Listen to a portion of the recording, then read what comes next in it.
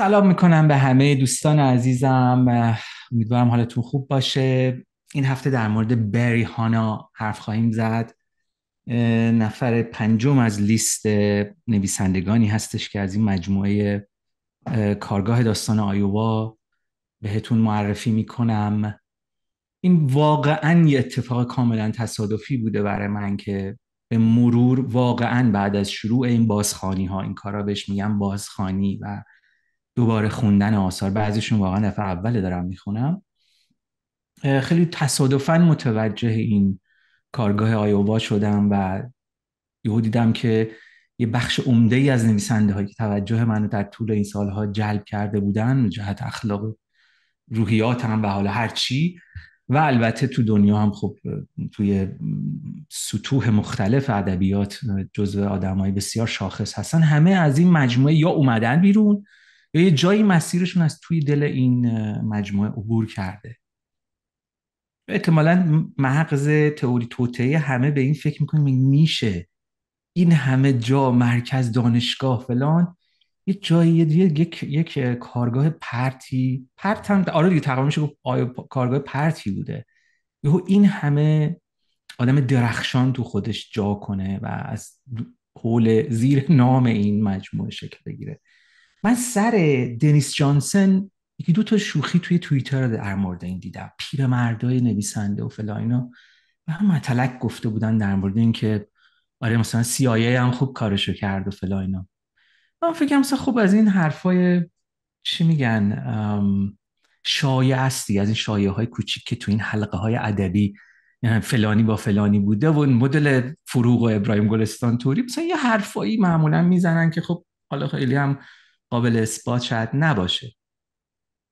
سر کورت وونگات بازم به این هی برخوردم، هی دیدم که صحبت از اون دوره‌ای که یادتون باشه تو دوران سربازی وونگات یه دوره به عنوان سپای وارد چیز میشه و دوره میبینه، به عنوان جاسوس، دوره جاسوسی و ضد اطلاعات میبینه.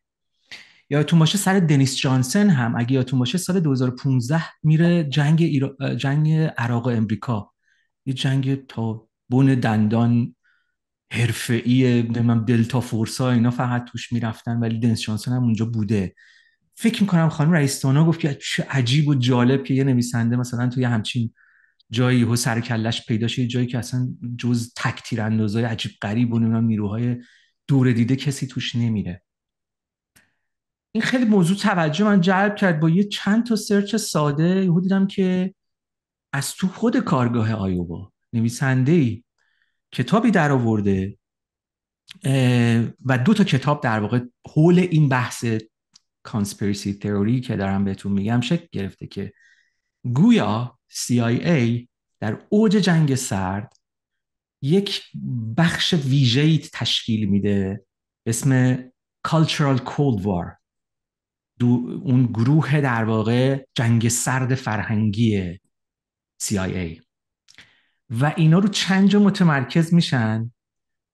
ما الان سند و مدرک داریم از مدارکی که از کلاسیفای دیگه نیست و اومده و منتشر شده و به اصطلاح پابلیک دومین شده که CIA زیر نظر داشته این مجموعه رو و دونیت میکرده براش، یعنی پول میداده به مجموعه. بحثا خیلی عجیب و غریبن، بعضیا خب مثلا میگم حرفای عجیب و غریب از این که اصلا کلا اینا رو فقط CIA آورده و حتی کار به جایی رسیده که اون جمله معروف نگو نشان بده که درس بزرگ داستان نویسیه، میگن که این از طریق CIA به اینها گفته میشده که تحت المقدور اینطور کار کنید. بعد حالا یه عالمه هم آدم خب در واقع به اصطلاح دیبانکش میکنن و ردش میکنن این تئوری رو و معتقدن که فقط CIA داشته سعی میکرده که نظری هم به بخش فرهنگی و کالچورال در واقع جنگ سرد داشته باشه.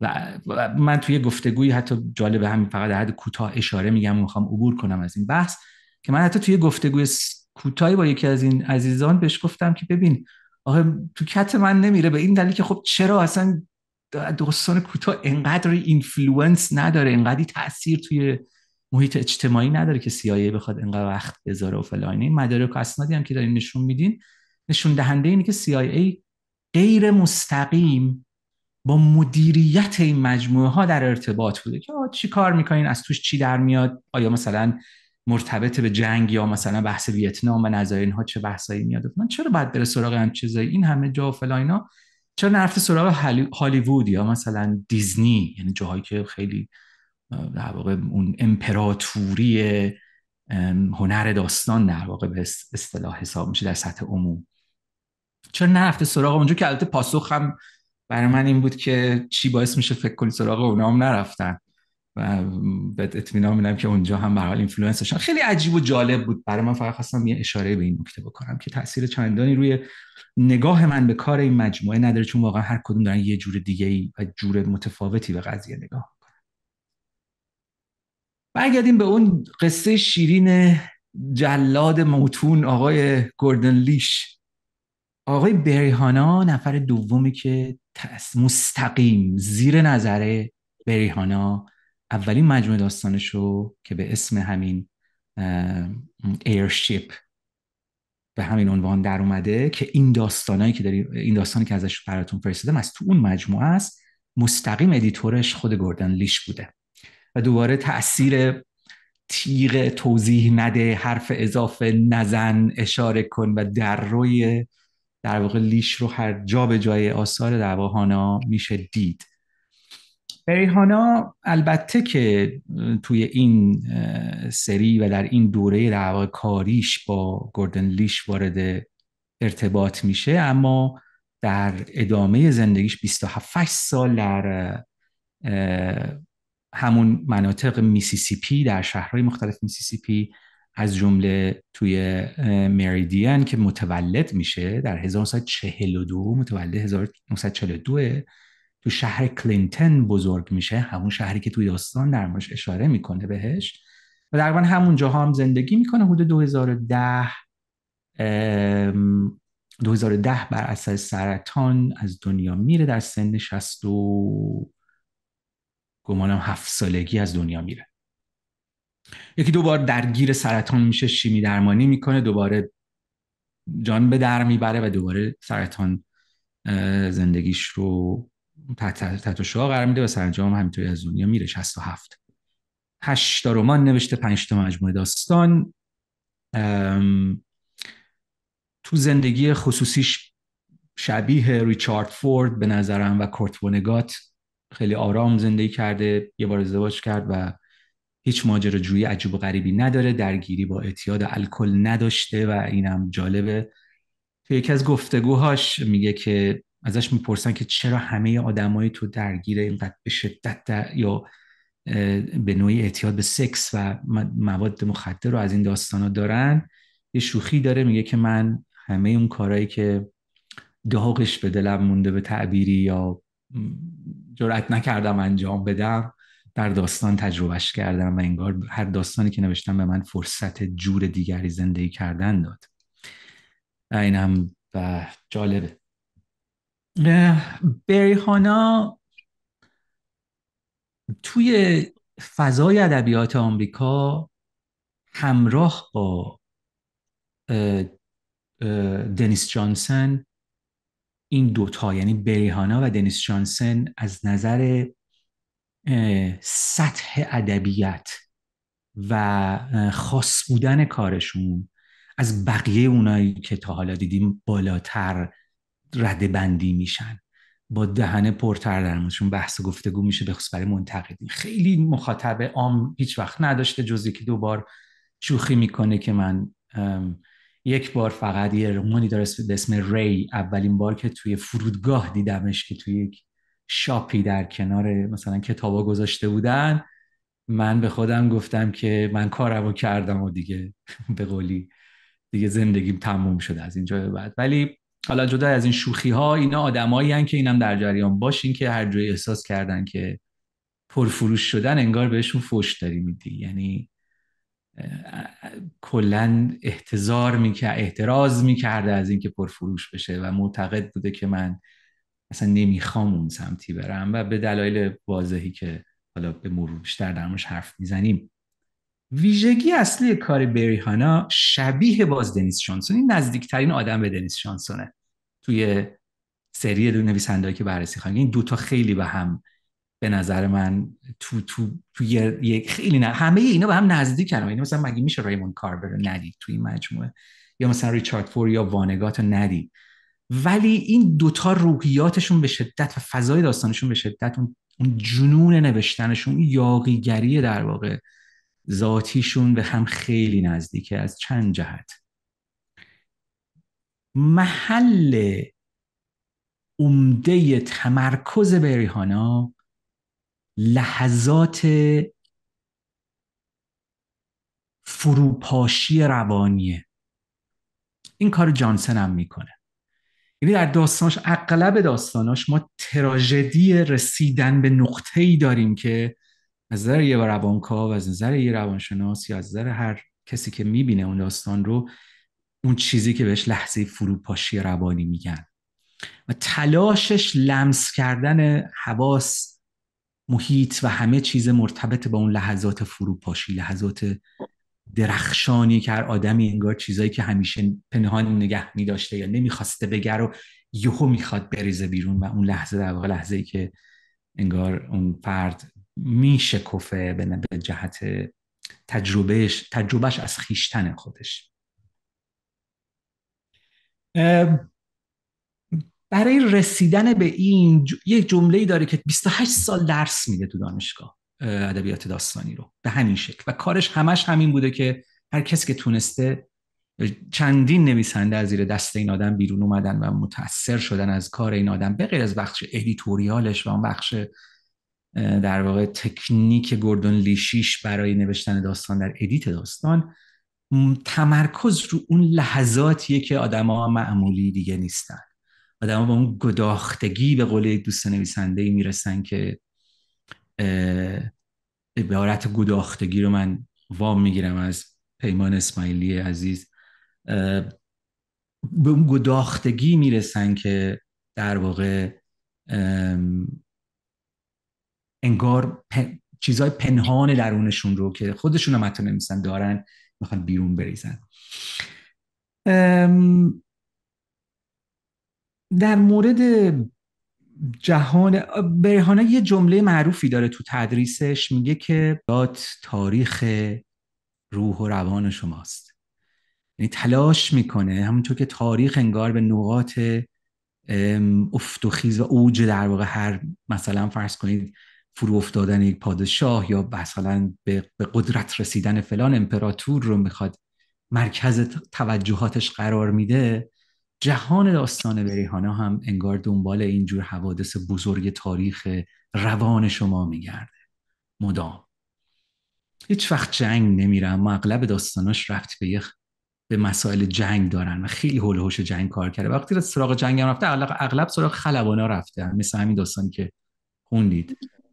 دوست صمیمیش خلبان بوده و اون از دنیا میره و به خاطر تو پرواز و از اینجا وارد دنیای هواپیما و چیز میشه، خلبان ها میشه. چنان که در همین به گواهی خلبان دیدینش.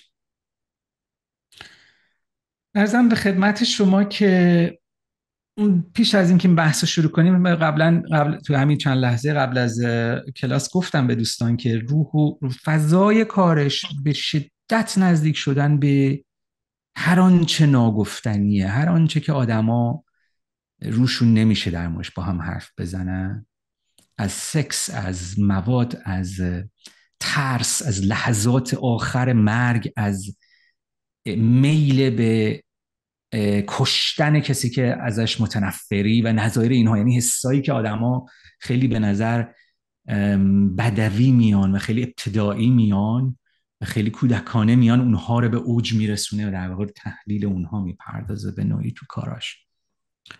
عمده شهرتش به خاطر داستانهای کوتاهش، مهمترین پر بحث شده ترین داستانش هم همین داستانی که خدمتتون تقدیم کردم. ترجمه کارش بسیار کار سخته، واقعا هر از گاهی حتی میشه گفت که طاقت فرسایی شد برای من. 1 ماه واقعا وقت برد، از این جهت که به شدت برای خودم، برای من رونویسی راستش رو بخواین دوست دارم که یه بار دیگه ببینم خط به خط، کلمه به کلمه چجور این کار کرده.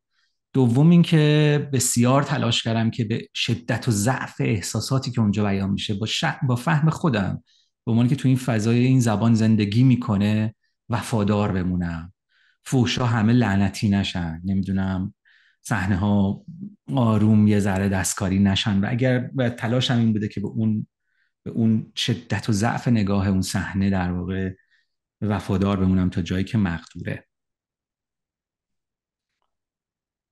هم جالب، بریحانا چیز زیادی از نظر زندگی شخصیش برای گفتن واقعا من ندارم، یعنی خیلی اطلاعات زیادی هم ازش نداریم. خیلی سر به تو و پسر خوبی بوده و زندگی خیلی بی ماجرایی با توجه به ادبیات خوب شلوغ پلوغ امریکا داشته، ولی همونجور که عرض کردم رویکردهای انسانیش بسیار فردی، ایندیویدوالیزمش و تأکیدش روی این که هر کسی یک تجربه رو ترس، این کلمات کلانی که همیشه ما به کار میبریم به راحتی، مثل ترس، مثل نمیدونم مثلا احساس انزجار، شهوت و نظایر اینها، هر کسی تجربه یکی از اون داره و تلاش میکنه شخصیتش رو بذاره زیر ذره بین، لای دو تا پر شیشه و زیر میکروسکوپ تماشاش کنه و روایت انحصاری اون فرد به خصوص در اون لحظه خاص رو از اون احساس به شما منتقل بکنه. من امروز تصمیم گرفتم که یه کار کوتاه 3 صفحه‌ای ازش براتون بخونم، کار کامل کوتاه 3 صفحه‌ای که نخوندین، هیچ بهتون ندادم توی گروه. این تالی یا پیایند اون همون داستانی که خدمتون گفتم و فرستادم براتون، تستیمونی آف پایلت. خیلی شباهت داره فضاش به اون، و بازم در مورد خلبانه و در مورد این مسائل اینطوری. 3-4 صفحه است، خیلی کوتاه، تو چند دقیقه میشه خوندش. من تصمیم گرفتم اینو براتون امروز بخونم و بعد این راه میده به اینکه حالا دوستانی که اون داستان بزرگ رو خوندن، اون داستان کلان داستان رو در واقع خوندن، بیشتر و بهتر بتونن در واقع بفهمن فضای ذهن این آدم چه شکلیه.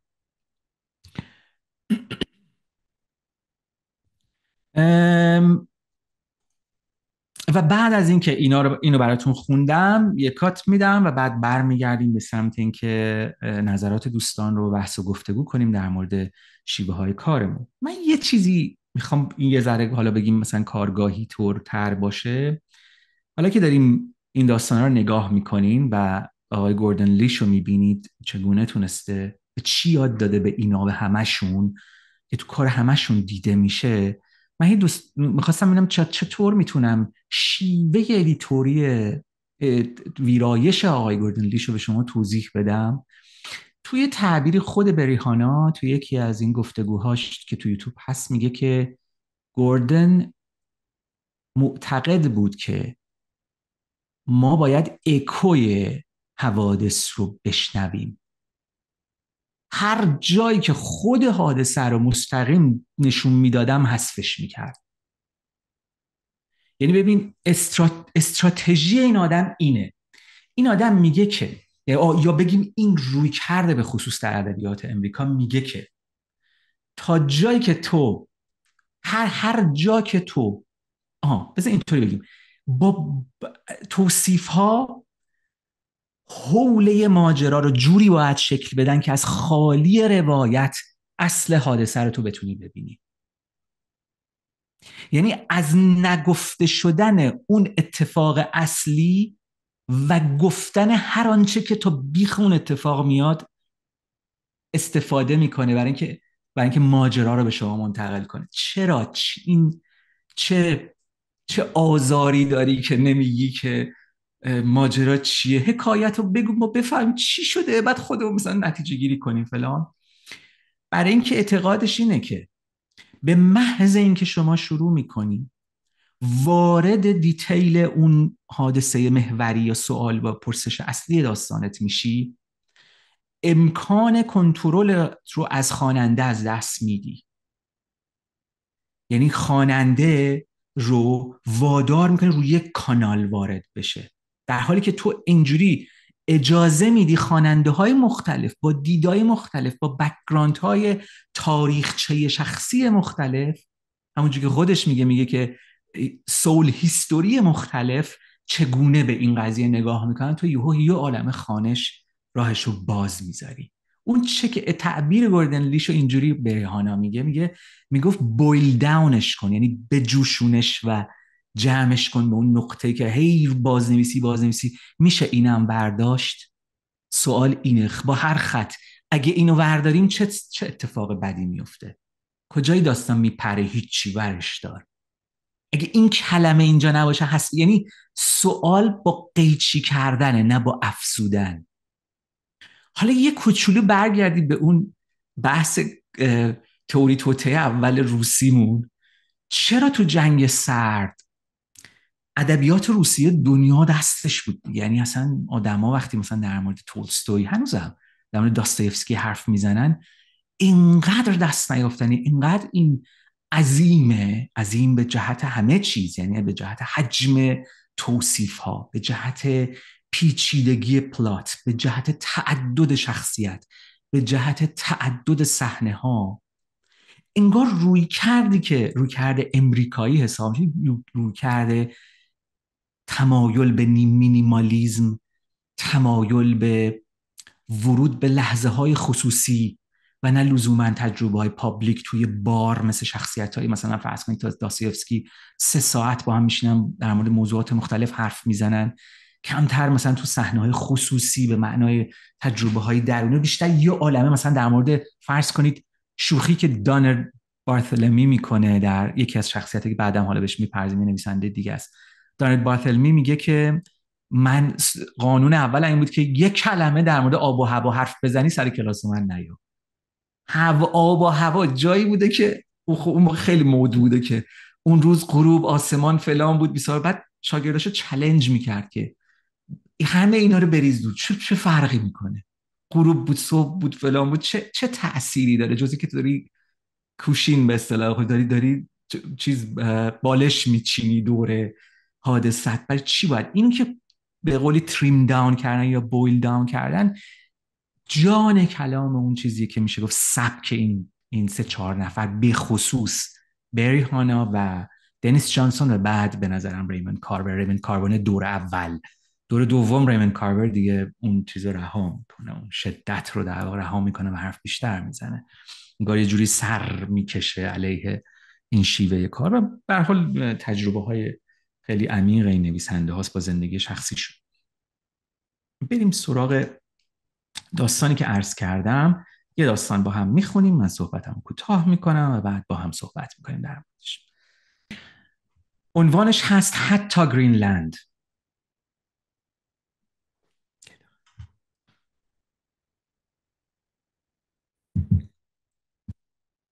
در کابین کمک خلبان پشت رادار نشسته بودم. کاری هم نمی کردم در واقع. از بیکاریان بعد از ظهر 75,000 تا اوج گرفته بودیم. سوار F-14 بر فراز احتمالاً مکزیک بودیم و سرانجام داشتیم از گشتی طولانی به میریمار برمیگشتیم. وقتی انحنای زمین را از آن بالا دیده باشی شب و روز بی‌معنی می شود. برای مدتی هیچ چیز توفیری ندارد. همین حالاش هم به خاطر سرعت و ارتفاع 3 باری غروب را دیده بودیم.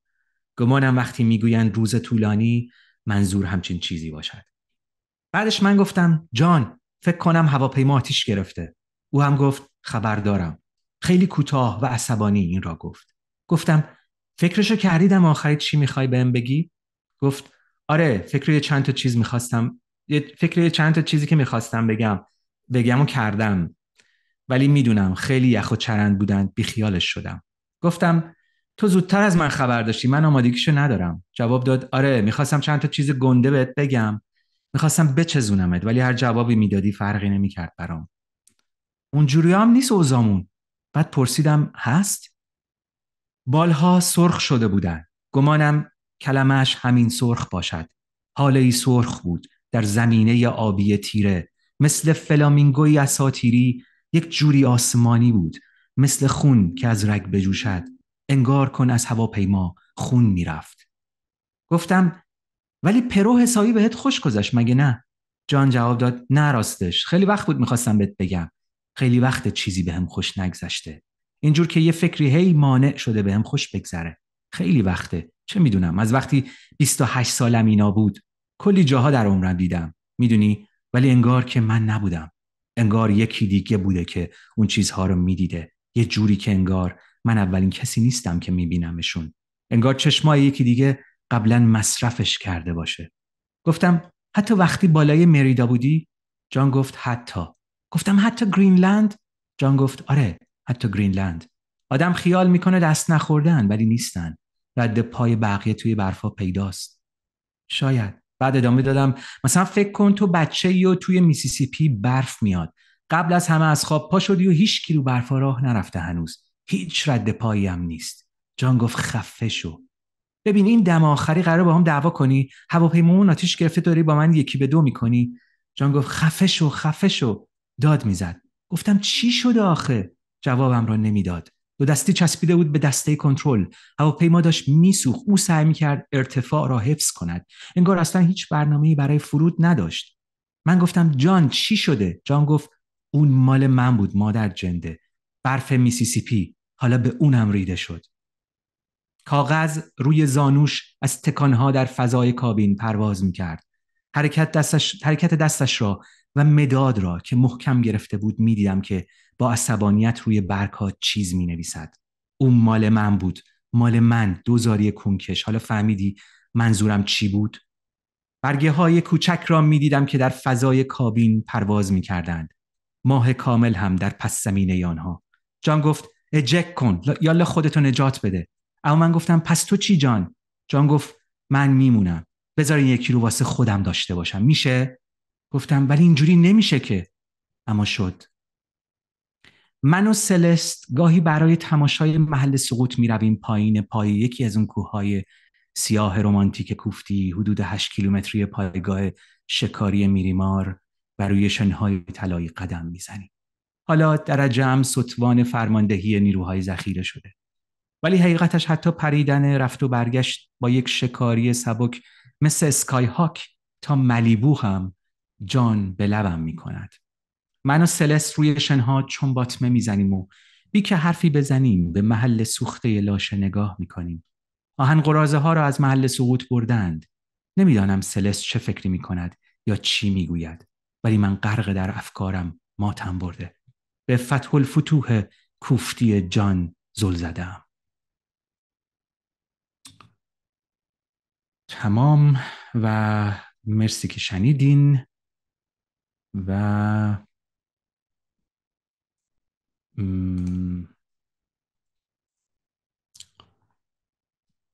خیلی خوب. من تقریبا صحبتام در مورد بیرهانا در اینجا تمام. حرف زیادی نمیمونه چون کار زیادی ازش در دسترس نداریم، به خصوص به زبان فارسی. توصیه میکنم حتما دوستانی که مایلن، علاقه‌مندن، برن سراغش و این نویسنده رو بیشتر بشناسن. مرسی از همتون که شنیدین و از اینجا به بعد رو میسپارم به دوستان در مورد سوالها، نظراتتون، و اگر نکته‌ای دارین میشنوم. و اینجا هم بذارید بار دیگر یاد کنم از استاد نازنینمون آقای محمد علی. مرسی که به من این فرصت رو میدین بیام بشینم اینجا براتون از کشفیاتم حرف بزنم.